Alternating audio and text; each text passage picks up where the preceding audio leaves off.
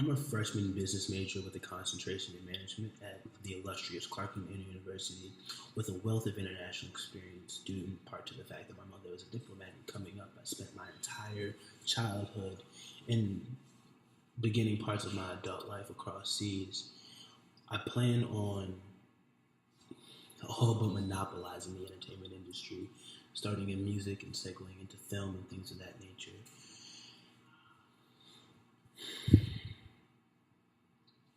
I was in a stage in my life where, quite frankly, I was lazy, and I was approaching a time where I would have to depend upon myself for everything.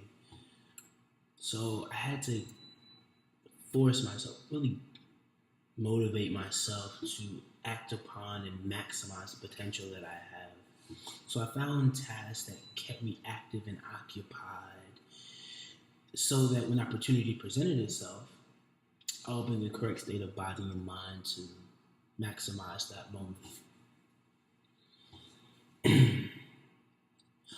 And after about a month or two of doing this, really got into a habit of just being active and really being the best me I can be.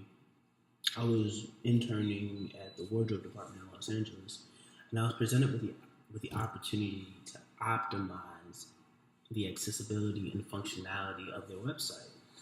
Keep in mind, this is a luxury clothing boutique with a marquee clientele run by fashion designer April Roumet, who has a stylist clientele with names like Trey Songz, Swiss Beats, Nas, marquee names in the music industry. So this was a really big opportunity. So after I got done collaborating with her and her assistant, my ideas were majority of the the additions to the website, which then in turn yielded a 200% inconsistent clientele over the next month. So I overcame my laziness, and there's just a very small sample size of what I'm able to do. And it's even prevalent to the job here at Suntrust, where I'll be responsible for innovating, keeping the app and customer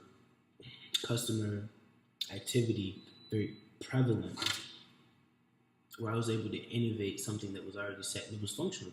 It had traffic and things of that nature, but to be able to improve by 200%, it's pretty good.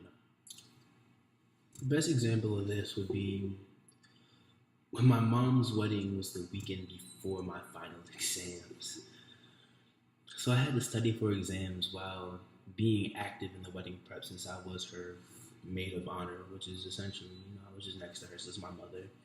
And watching the numerous children in my family, sometimes you just need to know when to say no.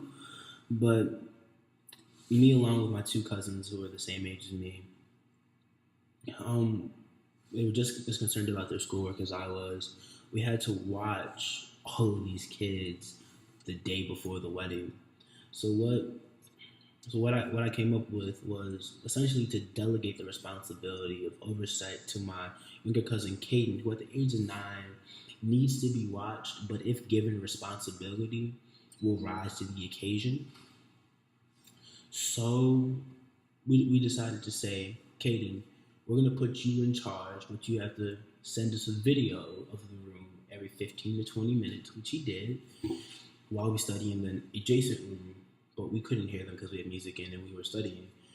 But we just made sure that Caden really paid attention, and he was good. He was good. He sent us a video every 15, maybe 25 minutes, and everything went smoothly. Nobody was the wiser because, we would have gotten in a lot of trouble if we left the responsibility of 10 kids to one 9-year-old.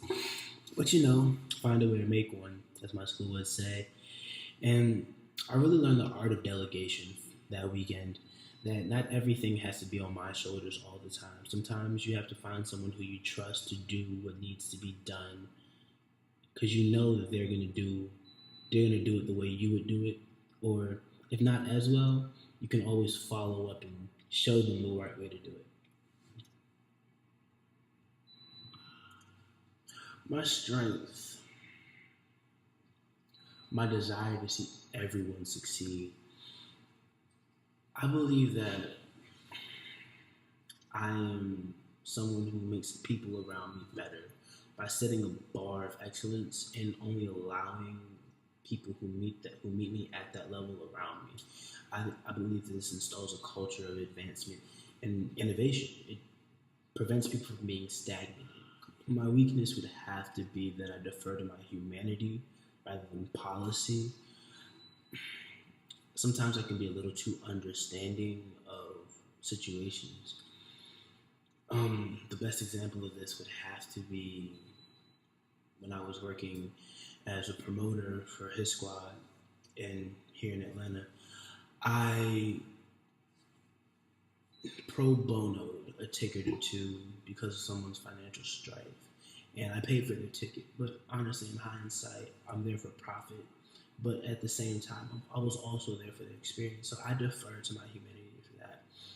It only hurt my pocket. But at the end of the day, I saw the person at the event later and they were having an amazing time.